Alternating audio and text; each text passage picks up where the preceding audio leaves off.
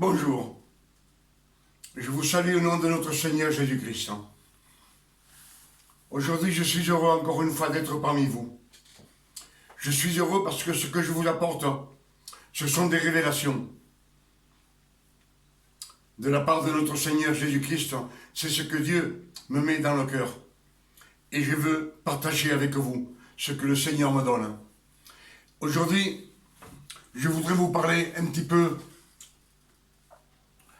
de ce que Dieu nous donne, qu'il a laissé pour nous.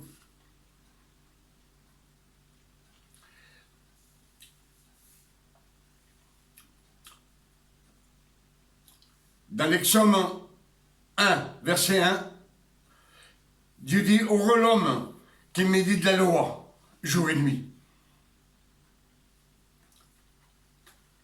C'est celui qui insiste sur les Écritures. Il médite la loi. La loi, c'est la parole de Dieu. Ce qu'on lit dans les Écritures de la Sainte Bible. Jérémie 17, verset 8. Heureux l'homme qui se confie à l'Éternel et dont l'Éternel est son espérance. C'est-à-dire que tout homme qui espère en Dieu, on espère en lui. Ce qu'on espère, c'est ce qu'il va nous donner, ce qu'il nous a laissé pour nous. Et ce qu'il nous a laissé, c'est écrit dans la Bible. Si on s'accroche à la loi de Jésus, pas la loi de Moïse, la loi, la grâce. Matthieu 7, verset 24, dit comme ça, l'homme insensé, celui qui bâtit sa maison sur le sable, et celui qui bâtit sa maison sur le roc. Le roc, c'est Jésus-Christ. Mais pour trouver Jésus-Christ, on ne le trouve pas comme ça. Il faut méditer les Écritures jusqu'à ce qu'on trouve la grâce de notre Seigneur Jésus-Christ. Le roc, c'est Jésus. Galates 3, verset 26, dit comme ça. Si nous sommes enfants de Dieu, nous sommes tous enfants de Dieu, par la foi en notre Seigneur Jésus-Christ. Si nous sommes enfants de Dieu, c'est par la foi en notre Seigneur Jésus-Christ. C'est pour ça que nous sommes enfants de Dieu. Nous sommes les fils de Dieu. Romains 8, verset 17, dit comme ça. Nous sommes hérités de Dieu et co-héritiers de Christ. Si nous sommes co-héritiers de Christ, c'est-à-dire que tout ce qui est à Christ est à nous. C'est pour que nous pouvions vivre bien dans la grâce de notre Seigneur Jésus-Christ et non pour être malheureux. Alors on va lire un verset dans l'Exode. Il dit comme ça, « Heureux l'homme qui ne marche pas selon le conseil des méchants, qui ne s'arrête pas sur la voie des pécheurs, et qui ne s'assied pas en compagnie des moqueurs, mais qui trouve son plaisir dans la loi de l'Éternel, et qui la médite jour et nuit, qui médite la loi. La loi, c'est la parole de Dieu, les Écritures. Il la médite jour et nuit, pas un petit moment. Il dit comme ça, il est comme un arbre planté près d'un courant d'eau, qui donne son fruit en sa saison, et dont le feuillage ne flétrit point. Tout ce qu'il fait lui réussit. Tout ce qu'on doit faire dans la vie doit nous réussir si on est enfant de Dieu.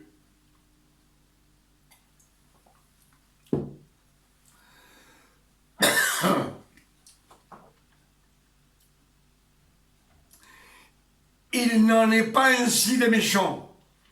Ils sont comme la paille que le vent dissipe. C'est pourquoi les méchants ne résistent pas au jour du jugement, ni les pécheurs dans l'assemblée des églises. Car l'Éternel connaît la voie des justes et la voie des pécheurs. Car l'Éternel connaît la voie des justes et la voie des pécheurs mène à la ruine.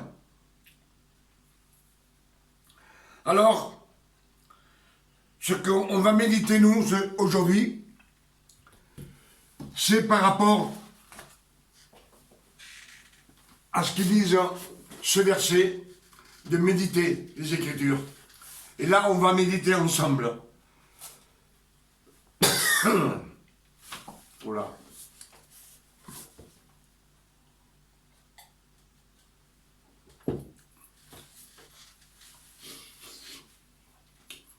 On va méditer ensemble ce verset et on va réfléchir. On va se demander à nous-mêmes. Alors examinons-nous dans quelle situation nous nous trouvons. Si nous sommes comme l'homme qui se confie en l'Éternel, ou nous sommes comme les méchants qui ne résistent pas au jour du jugement.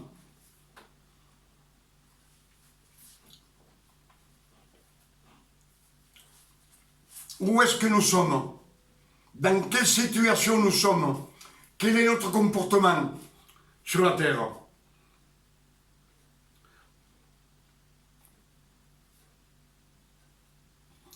Si nous sommes comme l'homme qui se confie en l'Éternel, pourquoi est-ce que nous avons tellement de problèmes dans notre vie? Est-ce parce que nous marchons mal avec le Seigneur, ou est-ce parce que nous comprenons mal les Écritures, ou est-ce parce que nous mélangeons la grâce avec la loi?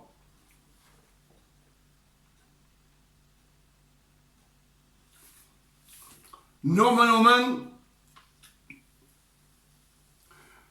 nous ne devrions pas avoir de problème dans notre vie terrestre.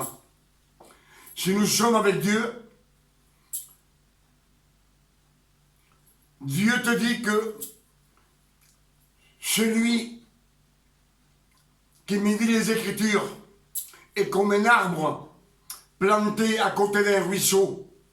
S'il est planté, c'est parce que Dieu nous a plantés. Et son feuillage ne flétrit pas. Il donne du fruit en son temps, à chaque saison. Donc on doit vivre tranquille, sans problème, sans maladie, parce que Dieu, Christ nous l'a promis.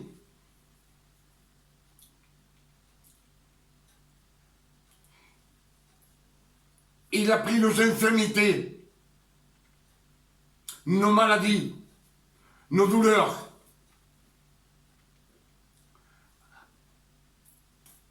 Avec son corps, avec ses blessures. Alors, où est-ce qu'on est? Pourquoi qu'on a tant de problèmes sur la terre? Et c'est parce que nous mélangeons la loi. Nous mélangeons la loi avec la grâce. Dieu ne veut pas qu'on mélange la loi avec la grâce. La loi, c'est pour que toi, tu te justifies devant Dieu. Par tes efforts. Et Christ nous a justifiés devant Dieu par son sang précieux.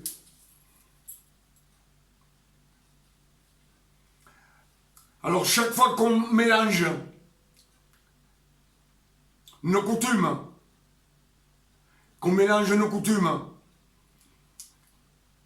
avec les choses de notre Seigneur. Nous sommes le temple de Dieu.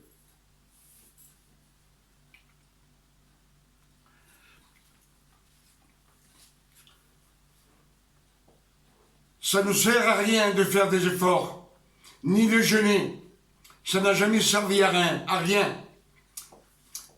Ni dans la loi, et dans la grâce encore moins. Samuel 14, verset 18. David jeûna 7 jours en priant que Dieu guérisse son enfant malade. Et le 7e jour, le petit enfant mourut.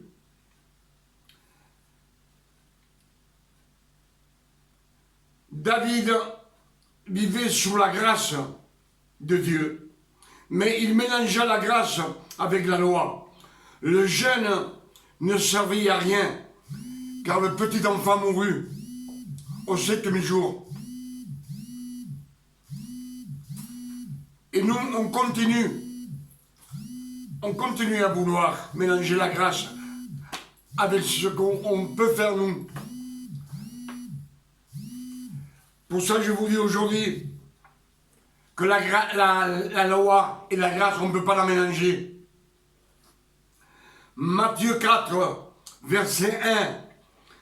Jésus, après avoir jeûné 40 jours et 40 nuits, Satan vint et le tenta avec les paroles de la loi. Alors, le jeûne ne sert à rien, car ce jeûne, dans la loi de Moïse, même à Jésus, ça ne lui a servi à rien, parce qu'au bout de 40 jours et 40 nuits, Satan est venu le tenter.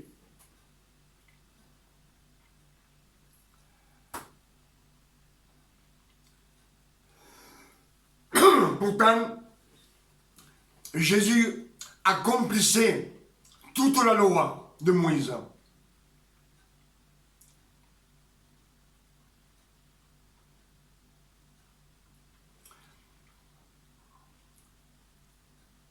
Quand Isaac est né, Sarai prit son petit enfant et il lui dit à Abraham, Abraham, prends ta femme Agar et ton fils Ismaël et fais-les partir. Il n'héritera pas avec mon fils Isaac.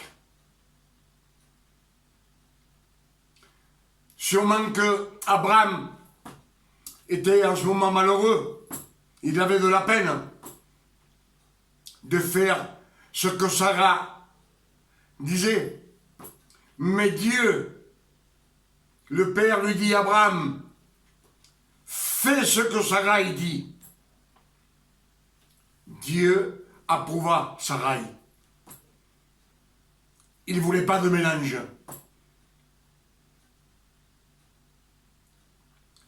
Le mélange ne nous mène à rien. Pour ça, je vous dis qu'il ne sert à rien de faire des efforts. Il ne sert à rien.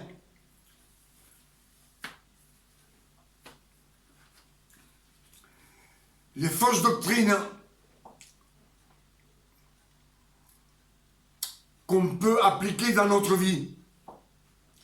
Souvenez-vous que nous sommes le temple de Dieu. Nous sommes le temple du Saint-Esprit.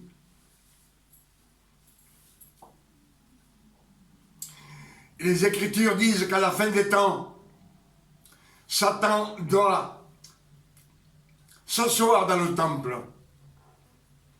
Mais dans quel temple? Nous sommes le temple. Nous sommes l'Église de Dieu. Et toutes nos coutumes,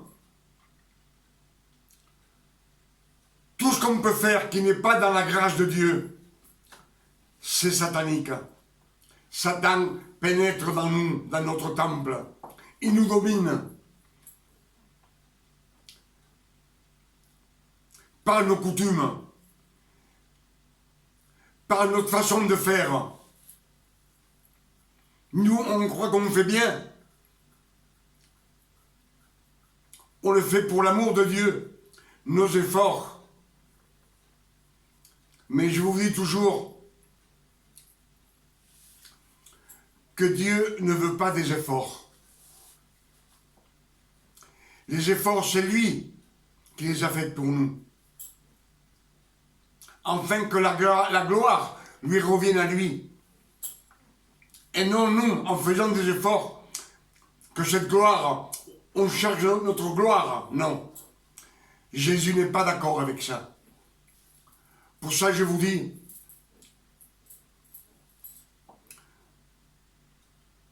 le temple c'est nous, et ne laissez pas entrer. Ne laissez pas entrer là-dedans des coutumes à nous, des choses religieuses.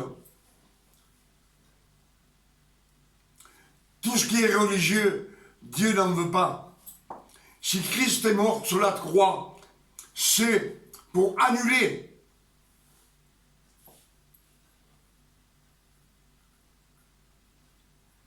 C'est pour annuler la loi, pour annuler les rituels, pour annuler tous les efforts que nous avons et nous enlever le fardeau que nous avons sur le dos et le jeter. C'est pour ça que Christ est à la droite du Père. Vous, quand on pêche, on dit toujours, on veut que Dieu nous pardonne. Encore une fois. Mais Dieu, quand vous péchez, il ne vous voit pas. Dieu ne voit pas la loi pour nous. Où il n'y a pas de loi, il n'y a pas de péché. La force du péché, c'est la loi. Mais quand Dieu, quand toi tu pêches, il te regarde, il voit Jésus. Il voit le sang de Jésus. Et quand il regarde Jésus, il te voit à toi. Car lui, il a payé pour nous. Je pense que j'ai été bien clair aujourd'hui de vous dire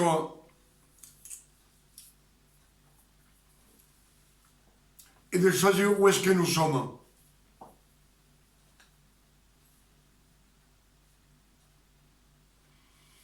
Si nous mélangeons la grâce avec la loi, nous ne serons pas comme cet arbre qui est planté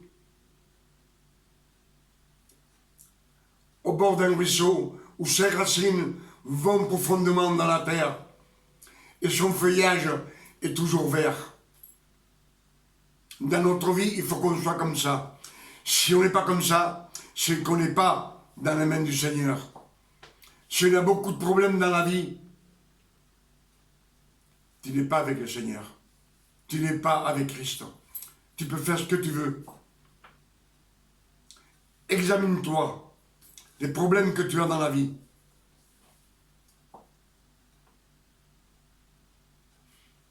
Dieu veut que tu sois comme lui.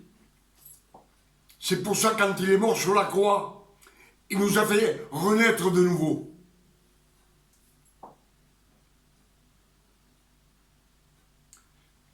En renaissant de nouveau, nous sommes avec lui, dans la grâce. Et on est comme lui. Et il le dit. Tout disciple accompli est comme son maître. Et il vous dit, je vous laisse mon Saint-Esprit, qui vous conduira dans la vérité. La vérité vous fera libre. Je pense qu'il nous a tout donné. Toutes ces bénédictions sont pour nous. La table est mise pour nous.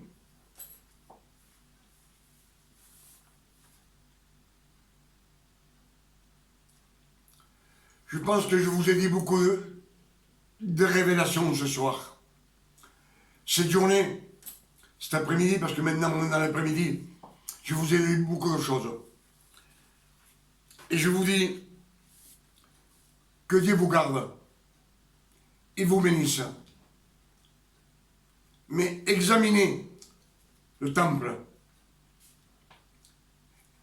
et ne laissez pas Satan s'introduire en vous par des petites choses.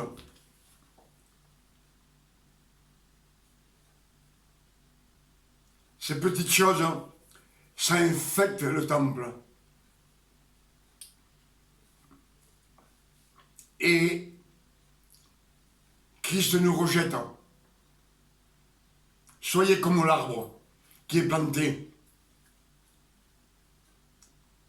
en bordure du ruisseau et que ces feuilles ne flétrissent jamais. Elles sont toujours vertes.